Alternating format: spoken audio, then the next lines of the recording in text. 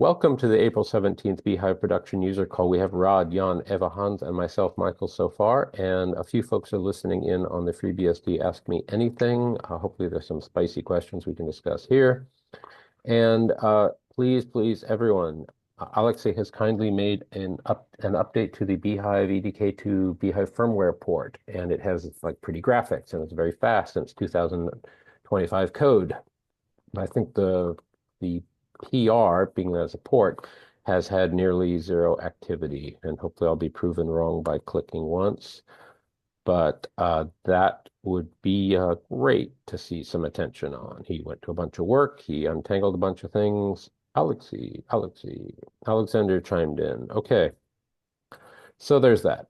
And I can drop that in the chat. Have you tried the new firmware? Yes, it worked for me, but I'm sure there are edge cases. I did not try the iSCSI initiator, or would that be a target? That would be, yeah, the initiator. So there's that. Rodney, do you want to go first on VirtIO? You've seen some strange behavior. Sure, why not? Oh, yeah, please. Welcome. Okay, let me describe the scenario in that it's not a simple configuration, but it's not overly complicated. I have a virtual router running under KVM using VTnet devices. And I haven't looked at this in bhyve, but in Linux KVM, the VTnet device by default reports itself as doing RX and CX checksum offloading. So FreeBSD hands the NIC, the virtual NIC, an unchecksummed packet. And the KVM host copies the packet off into host memory and then hands it off to wherever the bridge is without any checksum on it, which works fine as long as it's getting handed off to other virtual machines locally on that box. If, however, you hand that off to another router that sends it out over a tunnel device or some other type of tunneling protocol like IPsec or WireGuard or some other stuff, it goes out over that tunneling protocol without any checksum on it. So when it finally gets to the end node, it arrives with a bad checksum because it was never checksum. And so, of course, the packet gets dropped by the receiving host.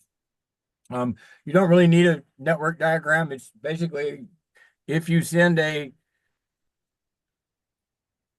packet from a guest to another guest that forwards it over any type of non-physical NIC card, i.e. a tunnel of some type, you end up with packets arriving without checksums on them.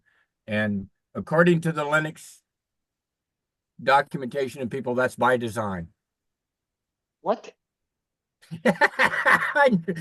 Exactly. What? Exactly. Yes. So I understand delaying checksum computation as long as possible, hoping that you can take advantage of hardware.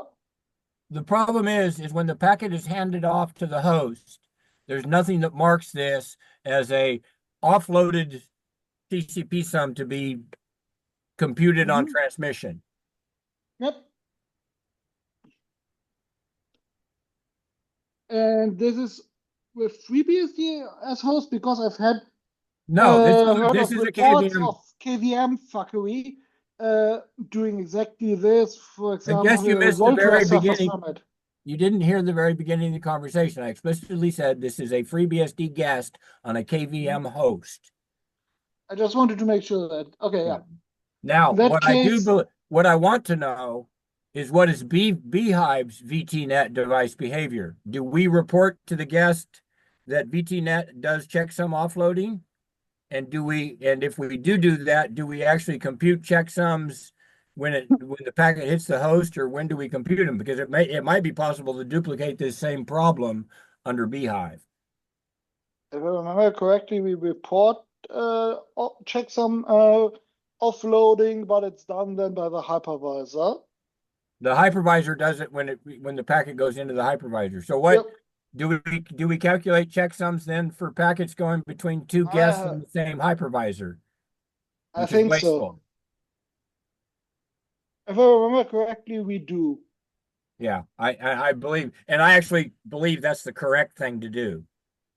I would argue that the only way this can happen is either through a software bug or through hardware memory corruption, both of which are either out of scope effectively because you could just as well have miscalculating a checksum, or it's such a bad corruption that it's not worth the cost of trying to corrupt TCP packets or UDP packets maybe last. Well, If your it doesn't care memory is whether it's dying. TCP or UDP. They all Yeah, but go out TCP has without its own little checksum. checksumming. So yeah, traffic which never goes across a physical interface, even if encapsulated, doesn't really need a linked checksum, in my opinion. I know there are corner cases where you may want it to have it. This is not a link layer checksum issue. This is the TCP or UDP checksum. Again, Yeah, TXC sum xload offload yeah, the key parameter. exactly, the checksum. But I mean, if it's never going across a physical link,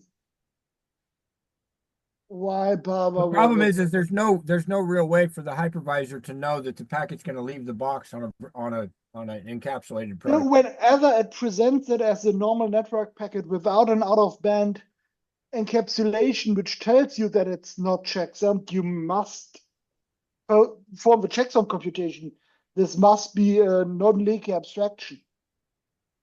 You can only do it as an optimization in common enough cases like guest-to-guest communication, which never leaves the. Well, that was the intent of the Linux implementation, is to guest packets don't need to be checksum, but they didn't realize that if you send it to another guest that then encapsulates it and sends it out over an encapsulated protocol, that you're now sending unchecksum packets. Exactly. Whereas you're sending a zeroed or uninitialized checksum, because there is no bit to tell you this is unchecksum. That's what makes it even worse. It's not a zero checksum, it's garbage. Oh, really? No kidding. Yeah. You're effectively putting whatever was in memory. Kernel memory. Oh boy. Okay. Yeah. That's horrific. I was just thinking. Only 16 bits. I realized it took me 4 hours to track this down and figure out what was going on. I mean, I'm expecting that to be at least like a defined impossible value, like all Fs, all zeros, something. Yeah. But just random memory is just, oh my fucking god. Yeah. I think that's security risk, even possibly, depending on what that memory had in it. Yeah, you may have I should try that. I wonder if I can exfiltrate using that. I think the one saving grace you have there is that the network stack has an optimized allocator, so you're not leaking arbitrary kernel heap, but basically other packets, which can still be bad enough. Yeah. If you're lucky, it's only other packet checksums because there's a dedicated body allocator for the headers. Yeah, it's probably SBUF space. It's S. What do they call them? SBKs. Yes. It's the Linux equivalent of MBUFs. Yep. It's going to be memory out of that space. So Andrew, I was thinking of you because you've just spun up your, as I recall, OpenSense router under bhyve on Illumos, and I would be curious if you're doing any tunneling. Well, the biggest thing is unless you're using the VTNet device, you won't see this. Well, so if you use when emulated EM1000, or if you use the EM1000, you won't see this because the EM1000 doesn't report itself as doing checksum offloads. Or if it does, actually does. The EM1000 driver actually does the checksum. It does the offload function in the virtual driver. I'm using the Verona. Okay. What? I'm probably pronouncing it wrong. Whatever. No, but the one it's basically the. It ends up being the VNIC on crossbow. Yeah, in Crossbow, Illumos. Yeah. So Rodney, did you specifically do like a disabling when setting up that interface? Because that's been a To long work around the problem, there is a sysctl that a boot time sysctl that you can tell it all VTnet devices are to do checksumming. It just forces the device to create checksums. Do you have that sysctl handy? Couple SSHs away, I do. Okay, cool. Apparently, the Linux TON-TAP driver also contain references the VirtIO net header f needs checksum flag. So maybe that the Linux TAP driver is also in some way affected. Yeah, I think there's a flag, but the problem is the flag doesn't do you any good because once you hand it inside of another guest, you lose that flagging. Of course,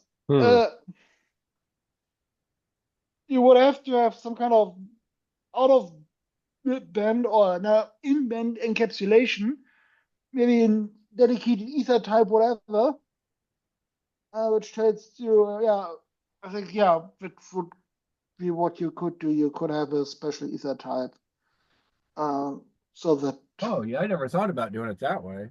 Yeah. To basically, take your reserved ether type and pretend this, so that you would put it in the Ethernet header because it has to go outside of the IP header.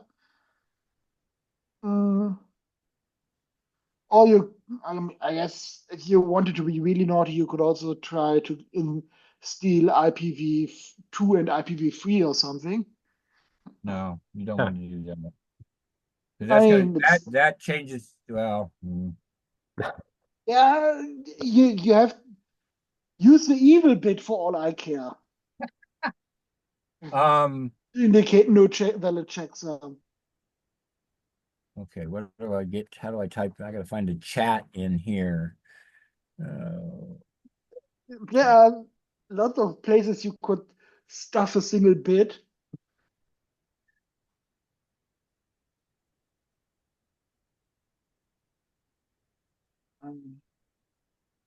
I think the least bad one would be to define an ether type for. That's a global sysctl to turn VTnet. That's it. Cool.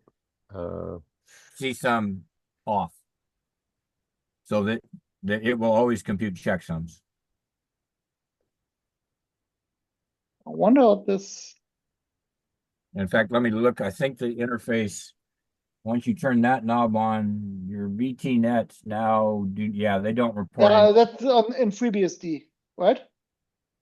Yes, that's a FreeBSD sysctl. You put it in loader.conf, and that turns off the VT device will no longer report that it's capable of doing any checksum offloading. It just turns them. We'll just always do software checksumming, which really sucks because it forces you to do effectively one more memory read. It turns all the offload sums off. It's really wasteful because you're doing 16-bit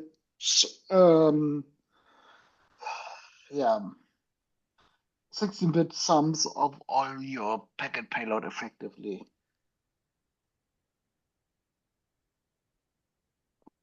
With one's complement extra retardation. It shows, it used to make a lot more sense.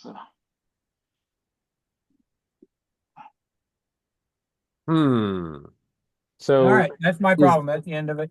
Just be aware of it. There is actually a PR. I guess I can give you that information. Oh, please, yes, absolutely. If I remember correctly, there are special flags to kind of tell this apart. One broke. Where is it? Bug 165059. Not PR. No, problem report. Yeah. PR is overloaded. Bug. Okay.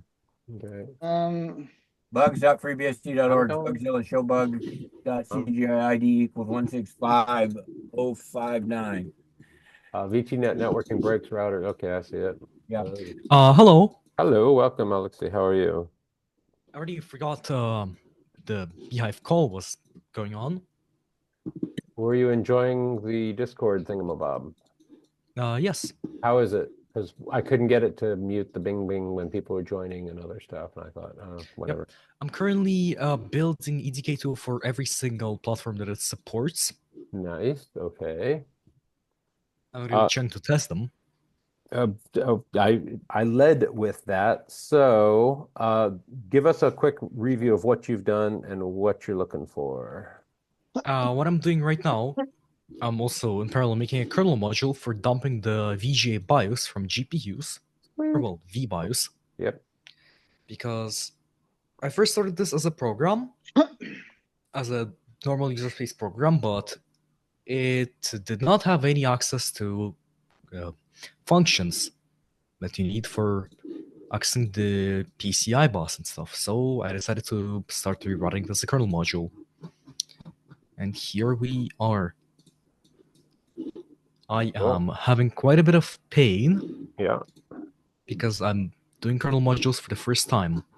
Ah, yes. Well, the first time for everything. I know you had some questions, and I sent you Jan's way. Jan, were you able to connect you two, or? We did not talk about anything. We just, Don't worry. I just settled on kernel modules myself. Cool. I just gotta create a file in /dev that you could cat to get the GPU VBIOS. Is that the FreeBSD way? For if there is a trademark FreeBSD way? Having a device. I mean, yeah, I'm making it custom code for it, so it's gonna be BSD licensed, of course. Making such things available as read-only file device files sounds like the best way to do it. You cannot extract it through existing user space APIs. Yeah, there's no way to use user space APIs for that, so I am having to use a device. Mm-hmm. Is my muted? No, I hear you. I do have a question about how is that going to interact with PCI pass-through, because I believe those subfunctions in that memory region, if you hand that device to bhyve, bhyve's going to want to try and map those memory regions. And I'm wondering if that creates a potential conflict.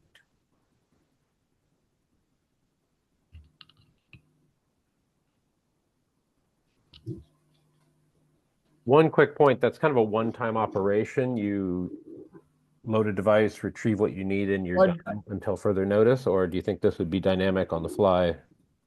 Well, I'm not clear on why we need to make a separate mechanism to be able to dump the VGA BIOS region and stuff. It just gets mapped to the gas if the device is mapped in. Apparently, the VGA BIOS, we need it as a separate file. For what purpose? For the GPU getting initialized in the virtual Again, machine. why just be directly mapped into the bhyve memory space? It is mapped, but it does not want to initialize without passing the file through. And that's what I'm saying is the correct implementation is to pass the memory directly to the bhyve gas so that it just appears in the proper memory region of the gas. You don't have to pass it in through a file. Just pass the device. You can map PCI memory space into the bhyve. Just pass it into bhyve. Somebody that already has patches out there that maps the VGA BIOS into the bhyve gas. That can only be a better idea. Alex has got the floor. Just one sec, Jan. So go ahead. Let's untangle this one first. Right, it's obviously correct for desktop cards where the card functionality exists as described, but if I remember correctly, at least for laptops, it is not uncommon to have the VBIOS to be part of the real BIOS, so that it's on some little SPI flash and is not really memory mappable via PCI pass-through because it's not on a PCI device. It's just that normal hardware.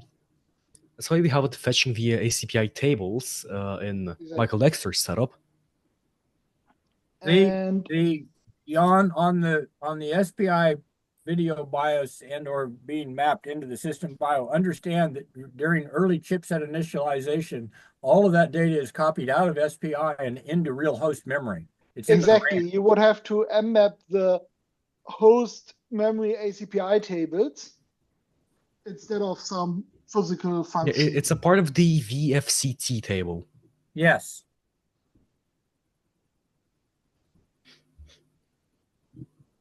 The VCFT table points to where that BIOS memory lives. And Alex, so you've been kind of, doing acrobatics to locate that stuff and retrieve, correct? So is it... I'm still thinking in Peter Green or maybe Mark Johnson could speak to this issue better. I still think the correct solution is to map the PCI bars into the bhyve guest and not have this auxiliary application that copies it out to a file and then we pass the file into bhyve. That just seems like the long way around to get memory space that's just memory space. It's just described by bars. That might be a more better solution because, as I remember correctly, if you have above 4G bars enabled in BIOS, the file solution will definitely not work. Yeah. Well, I mean, you're saying that the size is more than 4 gig? If the address is above 4 gigabyte, I assume. I don't see why. What does that have to do with the file system? The file system doesn't care what the address is. I assume bhyve probably only generates 32-bit addresses for the ACPI tables. But that's just an assumption. Alexei, have you already figured out why it doesn't work with above 4 gigabyte physical addresses? I've not figured it out yet. Just that setting the BIOS prevents the GPU from initializing with the file being passed through. Could also be some missing IO port emulation. I got a feeling it's probably a 32-bit pointer restriction somewhere. Somebody's goofed. Or some ACPI table is available in different versions. There could be. You got to realize that ACPI dates back to when we only had 32-bit systems, and there may be an ACPI pointer that's only 32 bits wide. And then effectively bhyve would have to map that ACPI table and the BIOS into the lower 4 gigabyte of the address space of the guest. Well, and if it doesn't do that because it assumes that everything is 64-bit, then maybe it doesn't work. Hans, do you have any insights? I know you worked on, I believe, graphics pass-through in a former life. I mean, I did spend some time with that, but tell me again what exactly the problem is.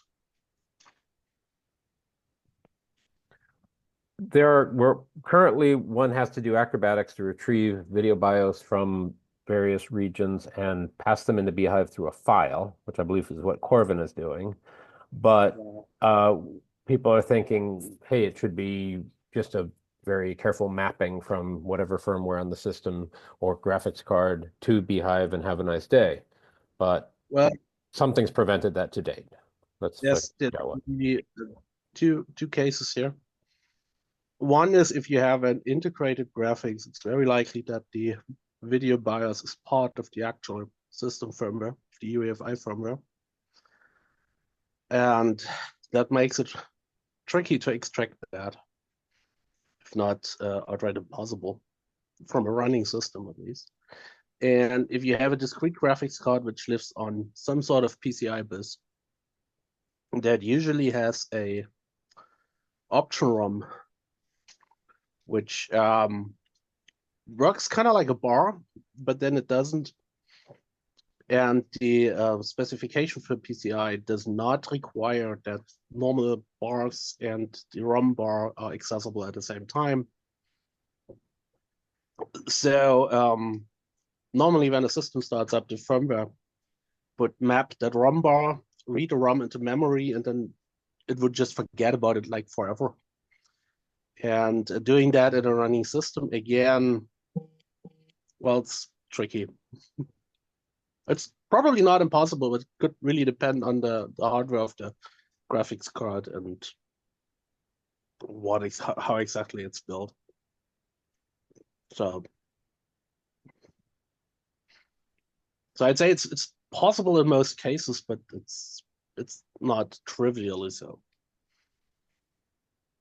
I recall us trying to pull the video ROM out of like BIOS update files and other nonsense just to. Yeah, that's for the execute that. integrated Oh yeah. for the graphics where it's part of the UEFI firmware. So if you have an update for that, there's utilities that you can use to extract the UEFI firmware ROM image and get at the individual files that are in there, actually individual drivers that are in there, and extract them and then put them into your UEFI firmware that we're using for your bhyve instance and hope that it just runs and that it's complete.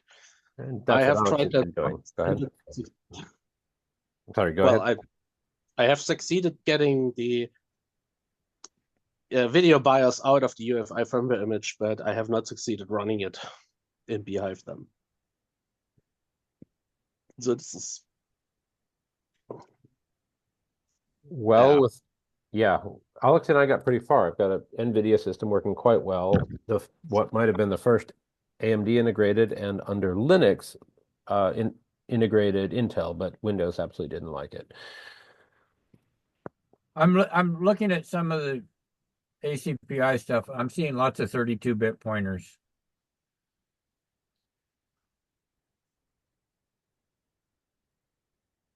In the tables.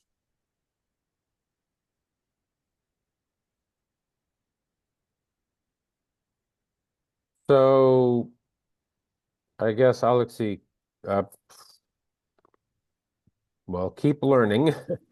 I wouldn't change your path, but I would definitely, you should probably consult with some of the VM and other experts in that area, especially Mark Johnson and Peter Green may have rather strong opinions about how to do this.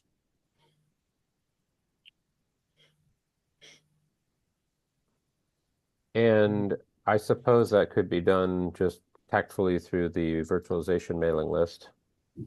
Just explain what you've done, what you've learned, what you've found, show that you've done your homework, and go from there. Do you delete your FreeBSD? I do. Yes. What's that? Well, thank you, Alexei. Anything else on that topic? It was quite cool to get that working. It was. And Jan, you've got some things in the chat. Look at section 515 device initialization. Are you doing some of that? Oh wait, am I listening? Am I listening to what's happening on the? I don't. You're on a bhyve call. Oh wait, I think Also on I the think I Discord. just answered what was on the Ask Me Anything. Oh goodness. Well, on Discord. There was a question: do you daily drive freebies? And I just said yes in this chat. Got it. Thank you. Well, anyway, I'm gonna disconnect. Cool. Go do what you got to do.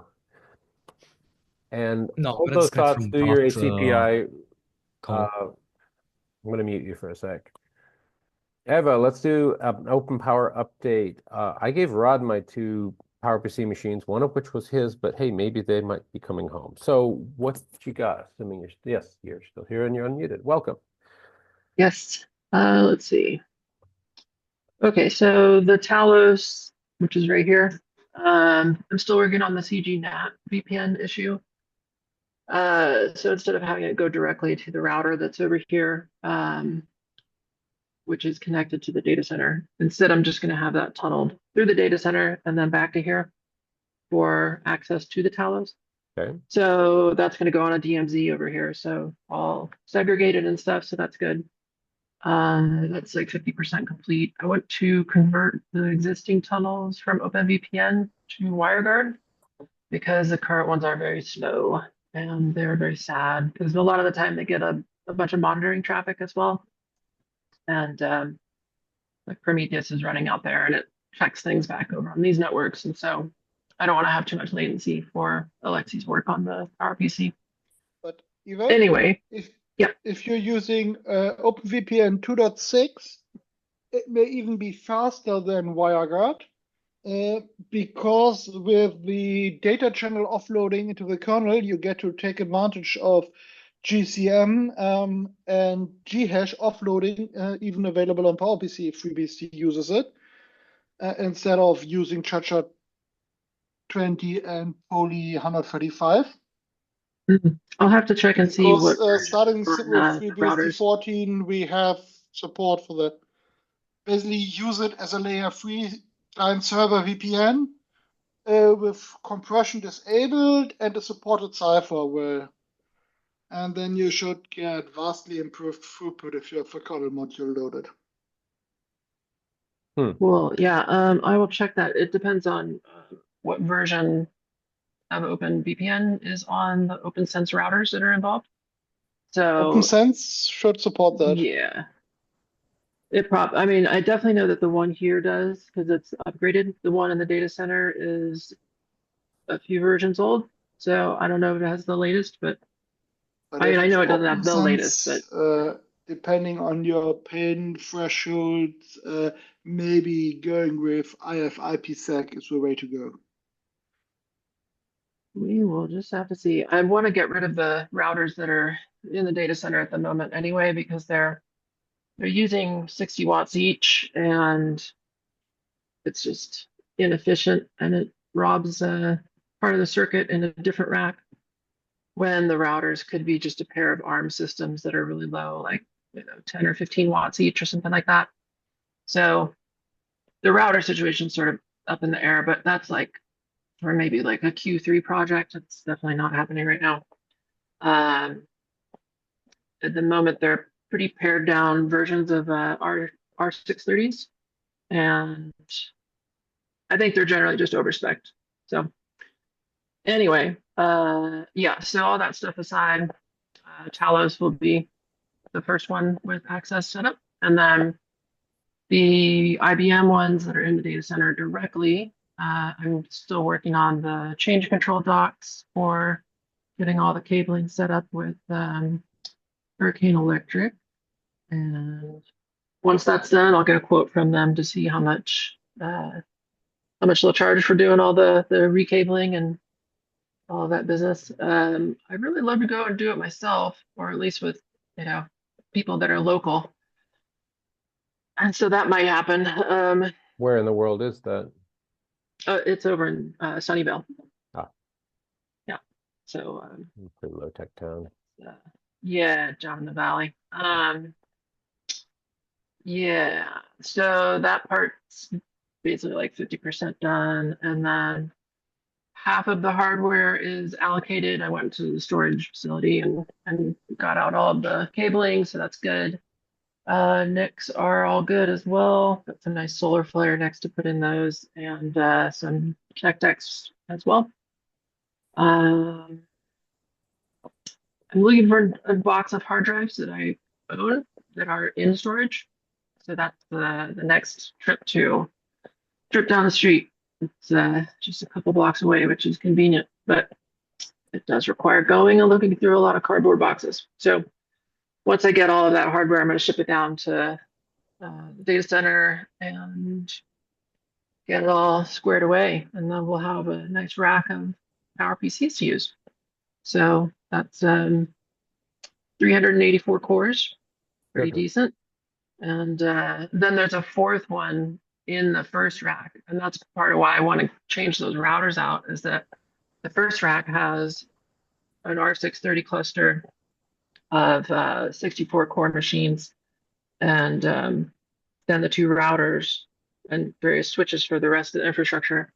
But it also has a fourth IBM LC922 that I want to move all of the infrastructure stuff to.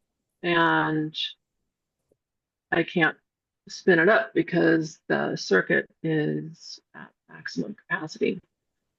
It's very sad. So so getting the routers swapped out would free up a decent amount power, at least enough headroom to move some things around and get that fourth machine up. But if not, then the other option too that I've been considering, which is also like a later in the year type of thing, is in the second rack is a Dell R630XD, and that is one of the storage controllers for the large SAN array, and it could be replaced by that fourth PowerPC. So I could maybe move the PowerPC from rack 1 over to rack 2, and then have that doing all the storage controller operations. So there's some considerations, but I also want to have another circuit drop to the second cabinet because it's only like half capacity for all the drives. So it could be having like, more than a petabyte, and I think that would be nice because that's like half used right now. Yeah, a lot of considerations about what to do with all of my fun hardware. So, yes, that's the update for that stuff. In the course of that, have you booted any OSs on Power, or it's purely hardware juggling? Oh yeah, the OSs are Fedora, Gentoo, FreeBSD, regular Red Hat 9 also. So that's good. Decent amount of compatibility there. Cool. Yeah.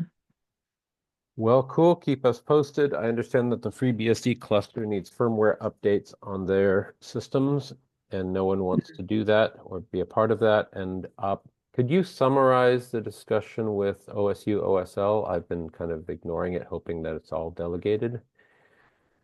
Yeah, so there's been that discussion around the firmware and about accessing the BMCs and being able to mount remote storage to do the OS updates and so forth. I don't know enough about how their infrastructure is arranged for out-of-band access to really like say maybe they could go this direction or the other direction, but at a minimum, I'm surprised that their BMCs aren't hooked up in a normal manner that provides shell access at a minimum. Don't always need like IKVM or whatever. And hearing people talk about the Java loader for the KVMs it brings back some years of frustration. Flashbacks. Yeah. But luckily, there's ways to get around all that stuff. But as far as the thread, it's at the point where last time I checked a few days back, it's like, here's the machines. We need to know who needs all the access and what needs to be done. And there's not like a final sort of decision that I've noticed. So I think it would help if we could get like whoever's basically owning the infrastructure for all the build automation systems, if we could get a rundown of here are the current hosts, their host names and so forth, whether or not they're virtual machines, physical machines, the resources that they have,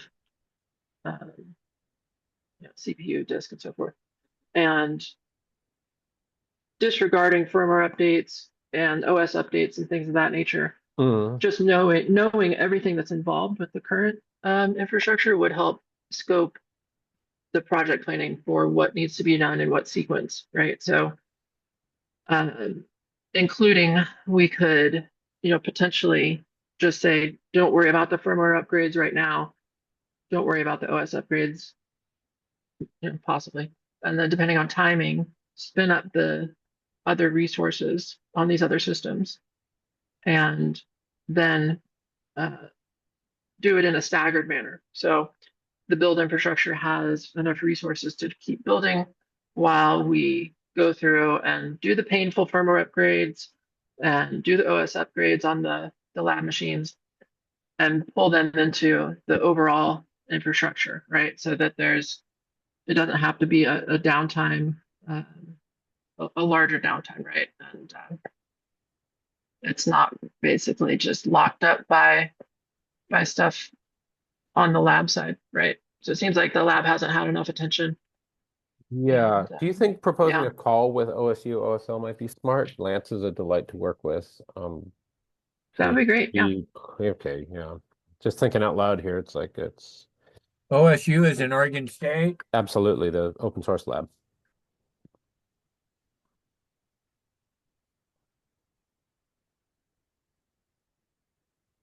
Okay. Yeah, Lance, plug speaker and wonderful person. And he's been at it for over a decade, I believe, at this point. And okay, well, thank you so much for pursuing that, because I can basically just listen in and coordinate, but I can't jump in and unless I have to hop in the car and update firmware. That's one thing, but hopefully it's all very straightforward. Welcome, Roof, if I pronounce that correctly. Eva, anything else on OpenPower, and anything else, Alexei, on just wrapping up all things video BIOS, VGA BIOS? All good on my side. Awesome. Well, thank you so much for that. And Roof, if I pronounce that right, I see you are unmuted. Do you have any topics? Would you like to introduce yourself? I'm guessing this is your first call. Welcome. No pressure.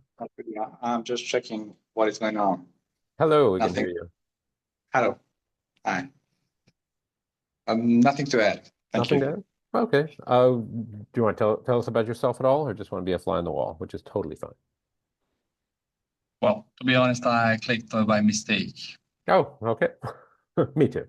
Great. Anyway, moving on. I would love feedback on something I blasted through last time at high speed.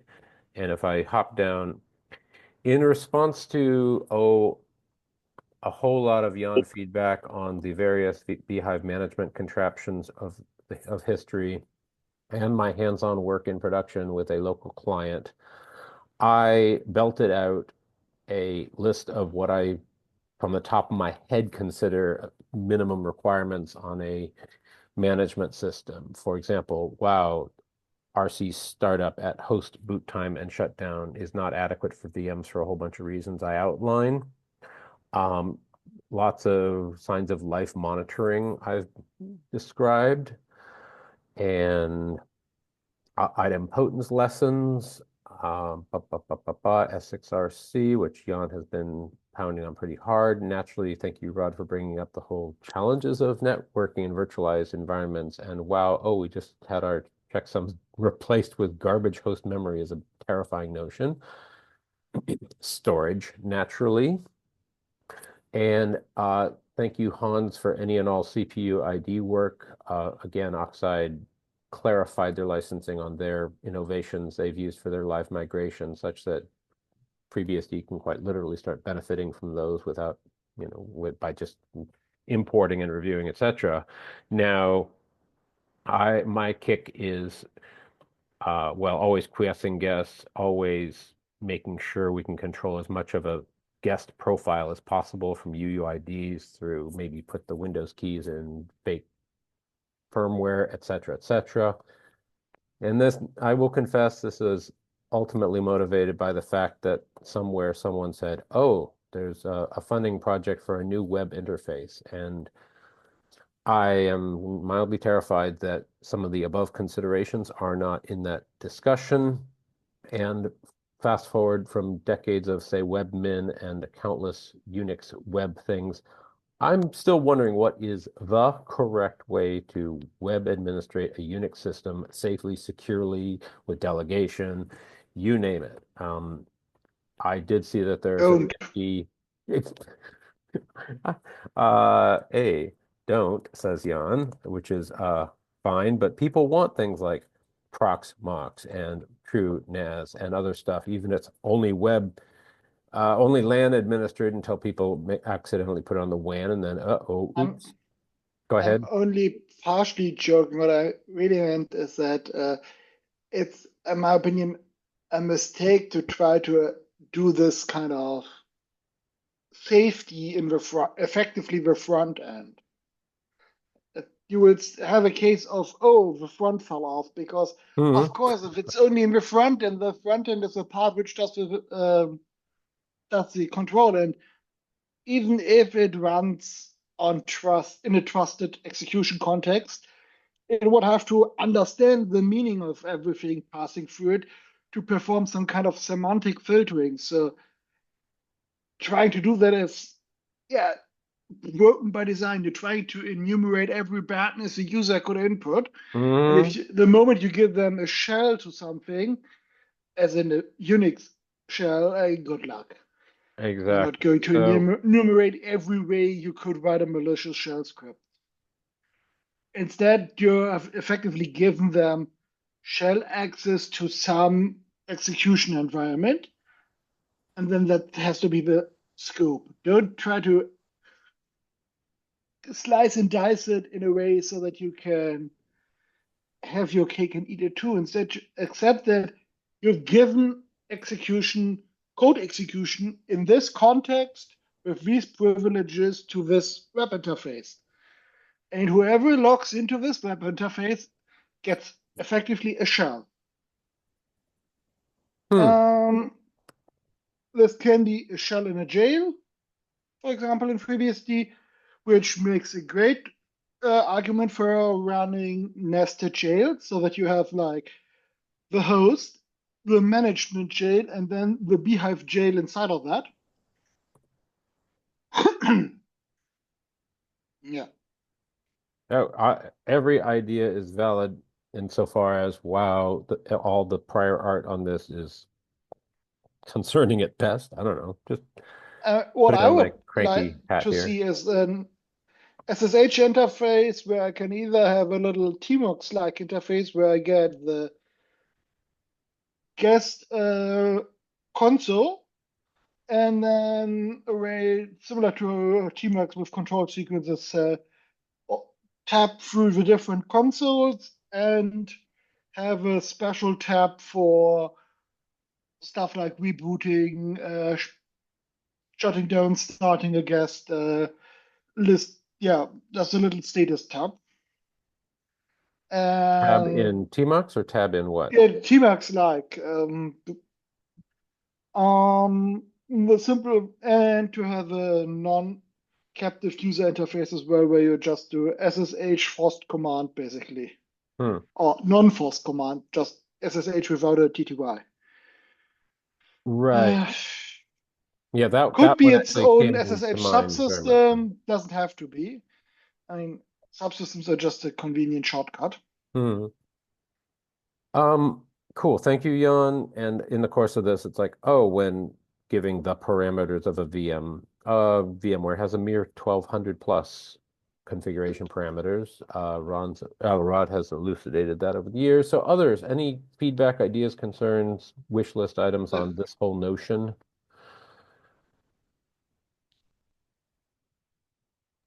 Question, which GPU would be better for me to buy for development? That's a little off topic, Yes. but so I think Yes. we found that the least pain and suffering. Oh, the answer is NVIDIA. yes. Cool. Yeah, and then are you on the Discord or are you on bhyve call? Then of course Intel seems to have their Arc, was it? They seem to have pretty limited support. Yes. People are concerned. Arc is there. Is it there? Intel's line. Yeah. I mean, there are support, or it's simply available and you have it sit on your desk for 6 months to 12 or 18. I mean, it's a thing. I don't know what software support on either BSD or, I mean, I'm pretty sure there's Linux support. I don't know what outside of Linux what you have. So as far as software support goes.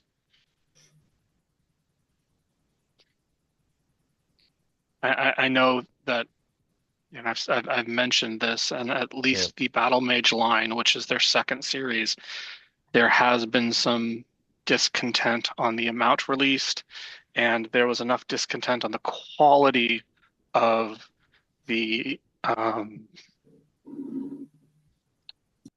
Alchemist line that the outrage on the quantity in the Battle Mage line was not particularly high. Hmm. They had a lot of driver problems on their first one, which is probably not shocking. And the reports I've gotten are that Battle Mage drivers were reasonable, at least on Windows, but quantity as well as uptake was not high. Noted. Quick question. Am I completely alone on this interest of these requirements that should be documented somewhere? Fortunately, Greg had some interest when I mentioned it on the Enterprise Working Group call this week, but if no one here, for lack of a better term, cares beyond Jan and his many countless input points, then I'll take it elsewhere. Alexei, does that help on the GPU? And do you need any help Yep. purchasing such a device? I mean, I could buy just an Lark B550 or how's it called? B560? Well, and does anyone present have any Best of Intel luck Arc getting an hardware? RTX 560. I think you said Arc, but I could be wrong. Oh, Yeah, I have a pretty good budget, so I could buy two. I could buy NVIDIA and an Arc. Well, there you go. Do you currently have an NVIDIA or not? No, I I only have have AMD returned in cards. case you were looking for me. Welcome. I have been using I had that success with your help with the NVIDIA T400, which is not too expensive, doesn't need extra power. Have a nice day. I can't get my RX 580 to work at all. And, well, maybe we have this conversation after the formal recorded call. Okay. So on this whole little monologue of twice given, both a week or two ago and today, does anyone have any interest in building this out, or is that just my own little Don Quixote pursuit?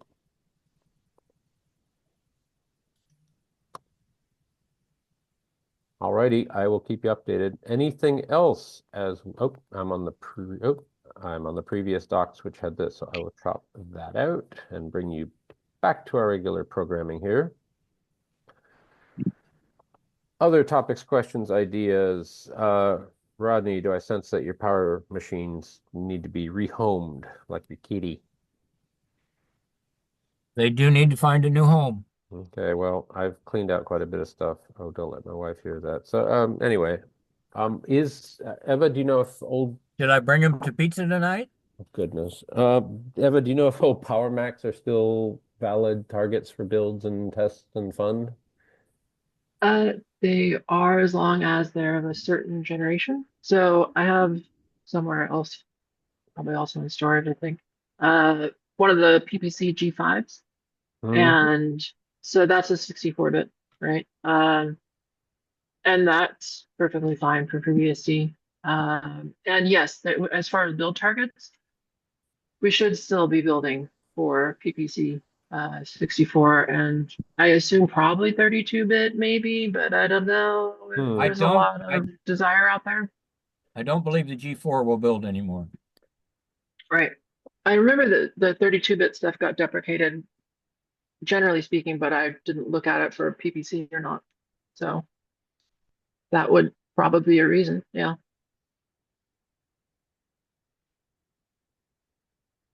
I know there's plenty of people that would make give G4s a good home, other than FreeBSD building.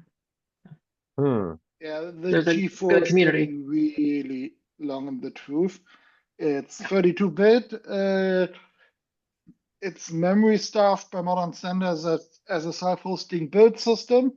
I mean, the Raspberry Pi has several times more memory than you could put in a G4. They commonly max out around 1.5 gigs. A few can do 3, I think. And yeah, the PowerPC G5 based Macs, okay, this can still be used, but they're getting also very old. That is without question. They're often having cooling issues for the water-cooled models. I don't want to pay the power bill for it in either. Exactly. Yeah, the power bill is going to kill you. All but the latest generation have still AGP graphics, which is a problem to get if you wanted to kind of daily drive it, because you're a masochist. It means that you're stuck on very old XORG drivers because you can't put in a PCIe card. The Quad G5 had its time, but I think, yeah, you can do it if you really want to. The other big issue is that these systems are effectively big endian only, and nobody bothers to maintain open source GPU drivers for big endian machines anymore. Well, GPU is the least concern at the very moment. But so, Eva, is there any middle ground between an old ancient Mac and a $500 to $1,500 Talos system, $5,000 to $1,500? Like anything for around $1,000 that's not too painful?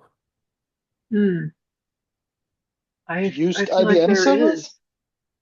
Yeah, there's used ones. If you wanted to go with like a Power 7 or Power 8, there's certainly a bunch of those on eBay that are good prices. Oh, really? Can you just Oh, yeah. roughly name a model or a link? Because I do not know that product catalog, if you will. Oh, sure. Let me go grab one on.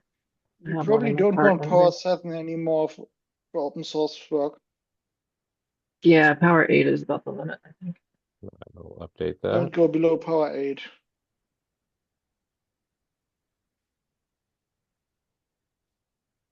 And of course, you said IBM server and power draw somehow leaps to the front of my cranium. Let's see. Apparently, it's not too bad.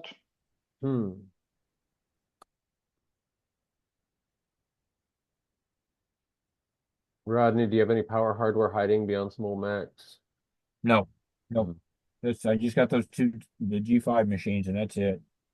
Oh, it was a Power 8 server for $9,000, IBM 8408E 8E 512 gig power. Yikes. Okay. I put one in the Cool. in the power list over there on item number 4.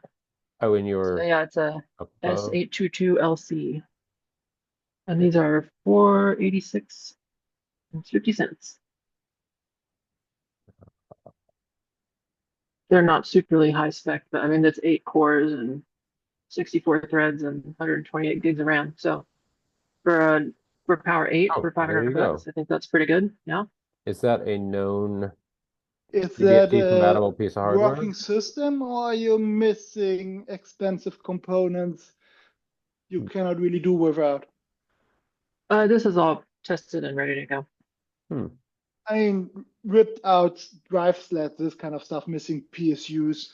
Oh, it has PSUs. I don't know about the drives. I think that would be something to look into. Let's see. It's been tested to work with Ubuntu 20, Fedora 38. It has dual 1300 watt platinum power supplies. It does not have drive trays. So finding drive trays is pretty simple on eBay.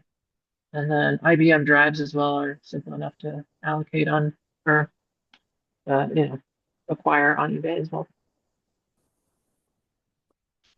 I've used some of those in the past. They're good machines. They are loud, just as one would expect from a 2U server of that spec.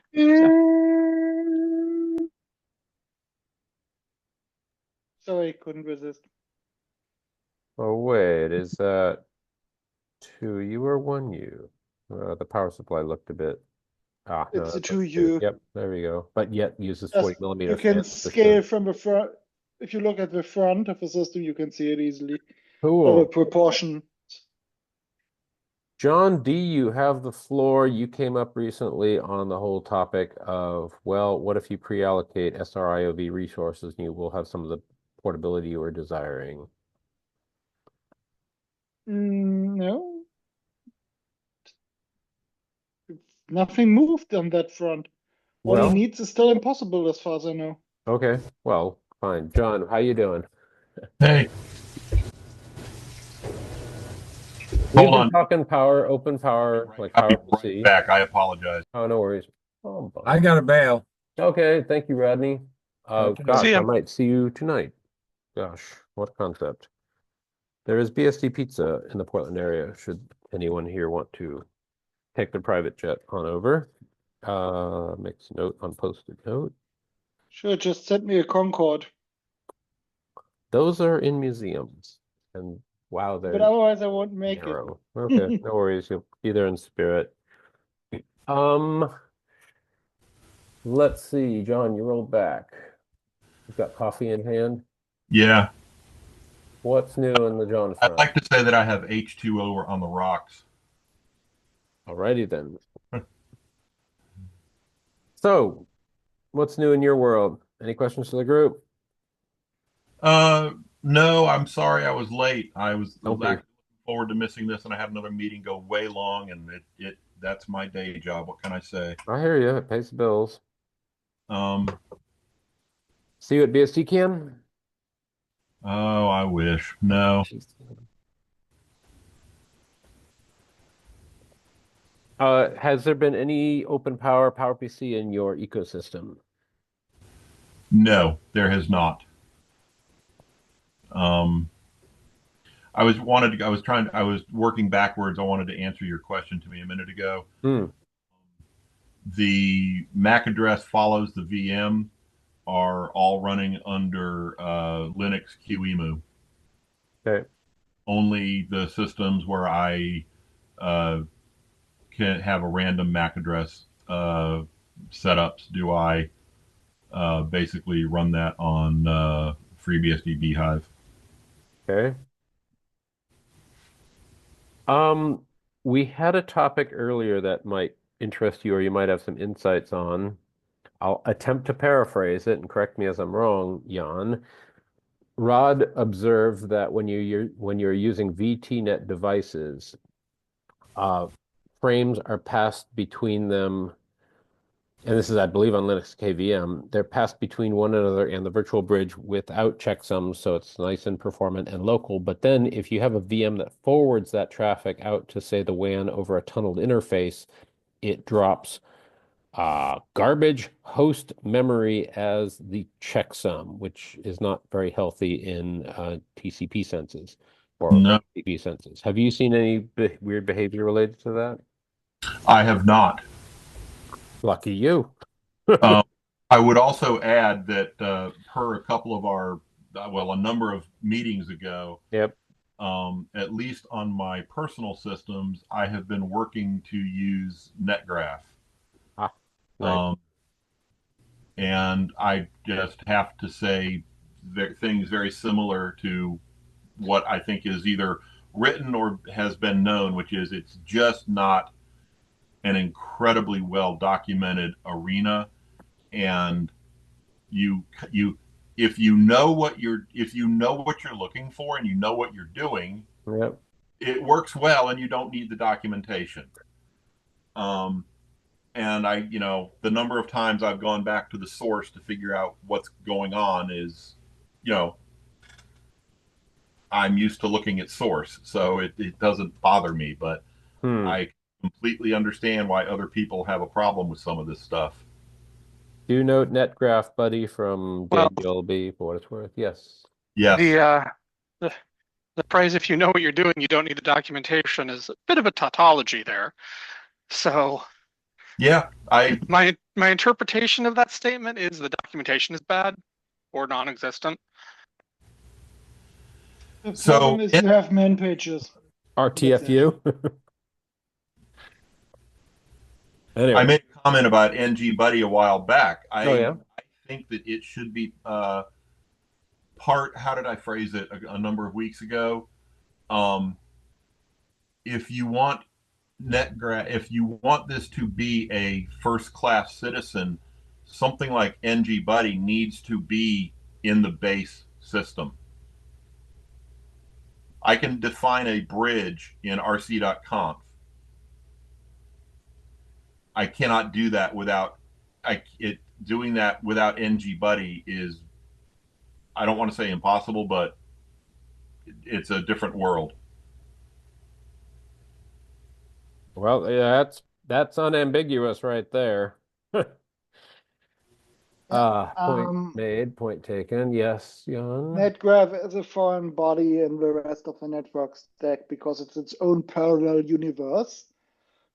So which parallel universe is right? I should be able to choose it, and it should be a first-class citizen. Yep. And you shouldn't have to do raw and GCDL for everything. So yeah, putting up handcrafted and GCTL invocations into rc.local is an unacceptable state. Yeah. I don't think that would be too bad if it's the RC script and its helper scripts are the package install array, but it has to, exist in an opinionated control plane. Well, then let's remove the lag creation and the bridge IF bridge creation and put them in a package. No, I'm not arguing that it shouldn't go into base. I'm saying I wouldn't be too annoyed because I have to install packages anyway. And especially during development, it's a lot nicer if such things are in ports because you can iterate without being tied to the whole FreeBSD release process, and you can more easily get new contributions into a port, and then once it has stabilized, submit it as a contribution. Sure. I don't think we really disagree with each other. So for me, the important part isn't that it is a part of base or not, but can I install it? Is it documented? Can I use it? Can I teach someone else how to use it without having to teach basic systems operations, network operations, basic kernel development principles, and how to read complicated decades-old C code?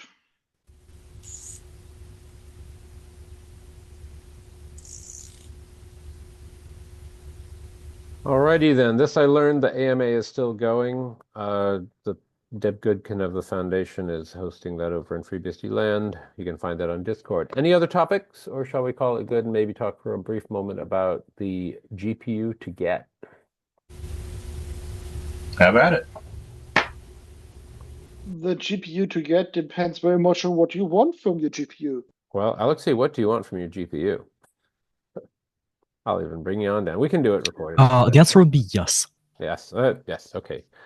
Perfect. Then I will say get yourself a T400 because they're relatively cheap. The Lenovo branded ones are working just fine for me.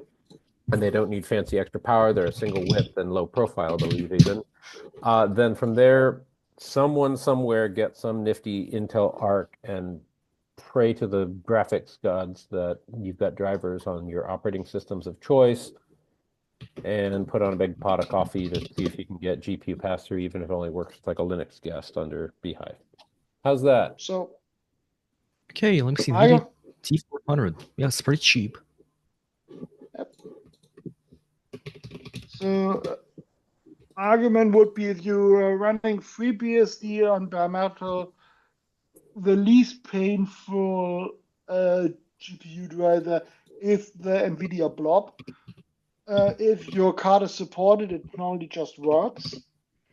AMD gives you the fuzzy feeling of being able to look at unreadable source code, or unintelligible source code. Only for some parts to still be missing, but at least you get everything you need to build without blobs running on the host CPU. The downside is, the driver is less stable. The upside is, if it breaks, you have a better chance of figuring out what happened rather than just screaming into the void. Intel is nice if it just works the onboard graphics because it's there. It's good enough these days and has been for a decade or so for desktop use. it used to be really painful if you wanted anything more than a truly only desktop environment without any fancy features. But these days, that's not a performance problem. It's just that there's no path up, and yeah. Yep. And the new Intel Arc, it's nice in theory, but apparently the driver quality, even under Linux, is kind of crap. It exists, but it's so unstable that it's not really usable for everyday use. And is there any notion of a driver for FreeBSD, which Intel was doing It quite will well about come dual with licensing, blah blah blah. or it's forward porting the drivers, the Linux drivers, yeah. That's a Once yes we or a hit the no? right kernel version, it should work. Okay. But if it's not even working in Linux, it's not going to work much better on FreeBSD. Well, signs of life versus absolutely nothing are, kind of important. Alexei, do you have Intel Arc within reach in your corner of the world? Currently looking. Yeah, I Okay. can buy one for 1,000 rubles. Хорошо. It's well within my budget. I can buy both.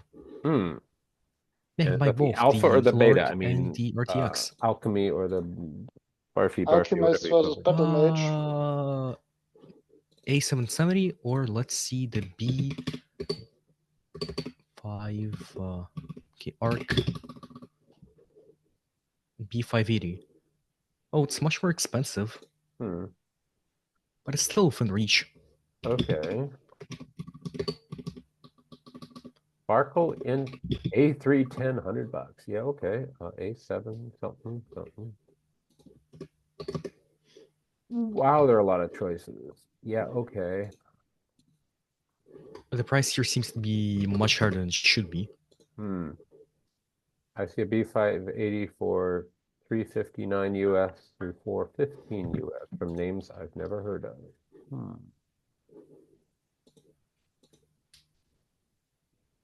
Is there such a thing as, I think I just answered my question. Oh, it's pretty much within my budget. I can buy an RTX 3090 and the Intel Arc. Okay, and I do see an A310 that does not have like 3 fans and double wide and blah, blah, blah, blah, blah. So I'd be curious if what arc, is there a B series arc that is the modern low profile, no power leash and not too painful? I don't know if that made any sense. What? Low profile NVIDIA? No, just I see an Intel Arc A310, which is not huge, double wide, full height. Yeah, A is just a Honda generator arc plugged in the back, that kind of thing. A is the Alchemist. Alchemist. Thank you. Older series. Yeah, it's their older series, exactly. Oh,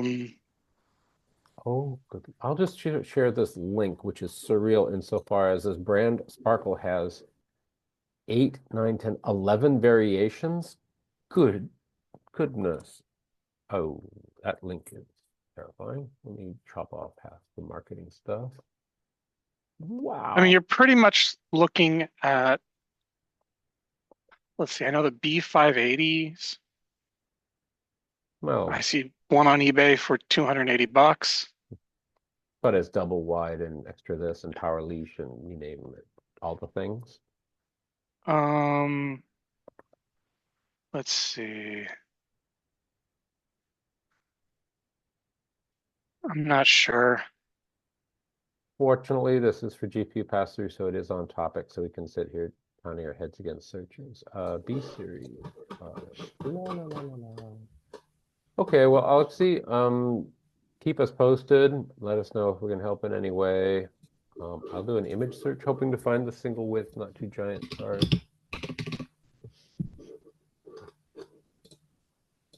Oh, that's funny. So the Intel Arc B580. At this point in time, you might think you know everything there is to know about this GPU, but I've got some news for you. Our initial review, it showed that it was a pretty good. Okay. Anything else, gang?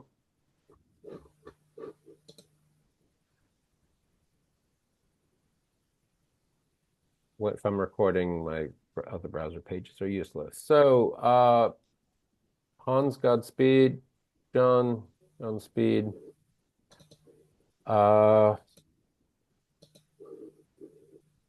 Antranig was back for an AMA yesterday and was alive and well. So we should be seeing a lot more of him, hopefully. And I'm going to call it if you don't have anything else.